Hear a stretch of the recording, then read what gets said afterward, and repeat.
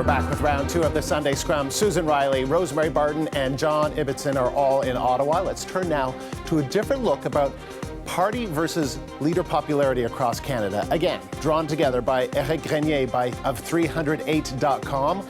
The NDP has been trailing in the polls, but party approval ratings aren't necessarily mirrored by the leadership. We'll get to that later. Mirrored by leadership approval ratings. We are, of course, talking about Prime Minister Stephen Harper, NDP leader Tom Mulcair, and Liberal leader Justin Trudeau.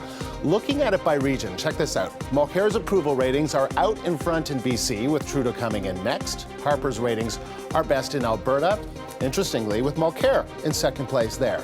And in the prairies, look at those numbers.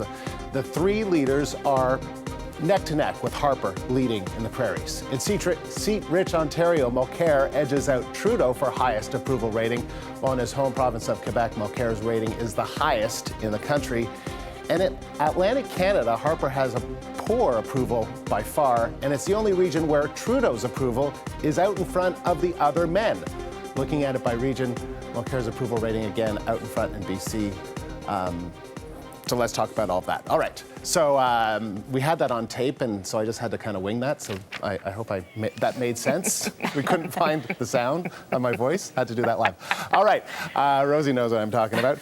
These things happen. So what do you make of that, though? It's interesting that, the big headline is basically Mulcair's approval rating is highest of the three leaders in the three most populous provinces of this country, Quebec, Ontario, and British Columbia. But his party is not.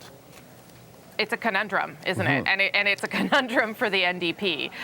It's also, it sort of flies in the face of what you would think is the truth, and that is that Canadians love Justin Trudeau, right? Because he gets a lot of headlines and he draws a lot of people into rallies. So when you see the numbers put forward like that, it might be surprising to some Canadians that Mulcair is doing well in a lot of places where you might expect him to do well, British Columbia, Quebec, those places. So the question then, I think, for the NDP becomes far more difficult.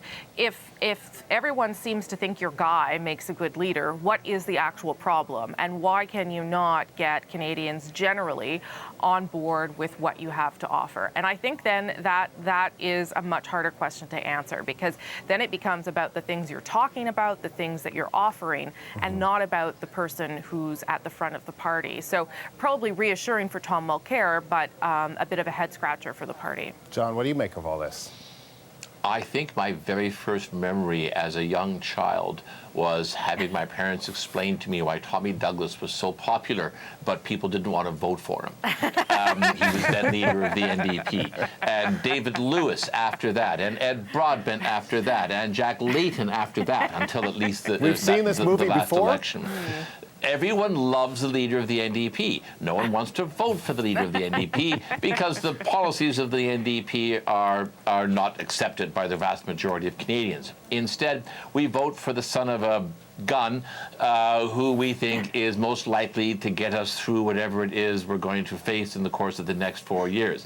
But given a choice, my mum today would still vote for Ed Broadbent if she were given a chance. All right. Susan, what do you make of this, though? Because it just seems, the NDP, maybe they have policies that a lot of Canadians don't, but the NDP and the Liberals seem to be fighting it out right in the middle of the political spectrum. Are they really that wacky left-wing party that they may have been at some point?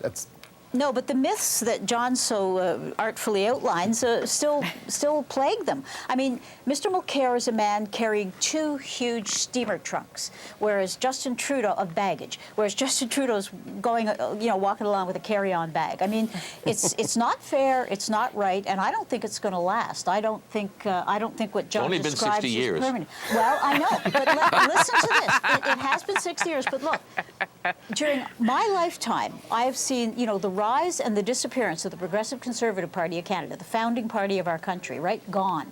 I've seen the rise of the Reform Party 10 years or so later, gone. The Bloc Québécois, which threatened to pull the country apart, very much diminished today. The Orange Wave in Quebec. I mean, people aren't as rigid and fixed as we are in the media, as we self-appointed elites are.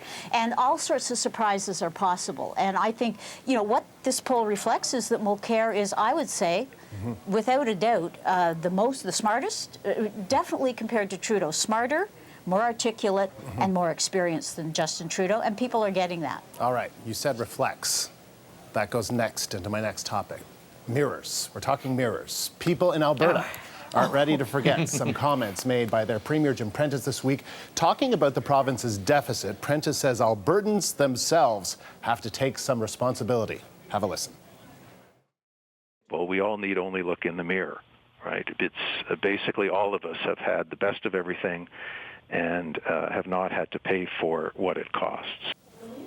All right, so Rosie, on Friday when you were hosting Power and Politics, you spoke with the Premier of Alberta, and he kind of explained himself, but he didn't really apologize, right?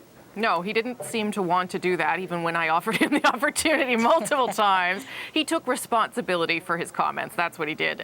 Politicians don't often like to say they're sorry. I'm not sure why he wouldn't have here.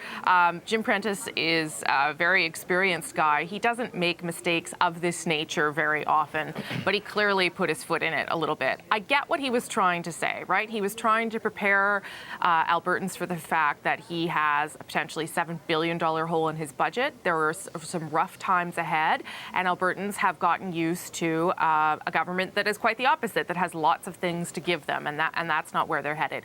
But he went about saying it in a pretty dumb way, and I think he does regret the language that he used, but not the message. The message is one that he has to put forward. He has to start preparing people in that province for some tough realities that are coming. All right, speaking, well, dumb maybe, also some fun things that have happened online. Check this out. So it didn't take long for the hashtag.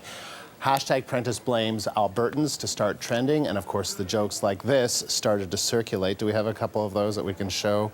There it is. Tories be like, where the money at? There it is. Okay, lots of funny things like that we saw all over Twitter.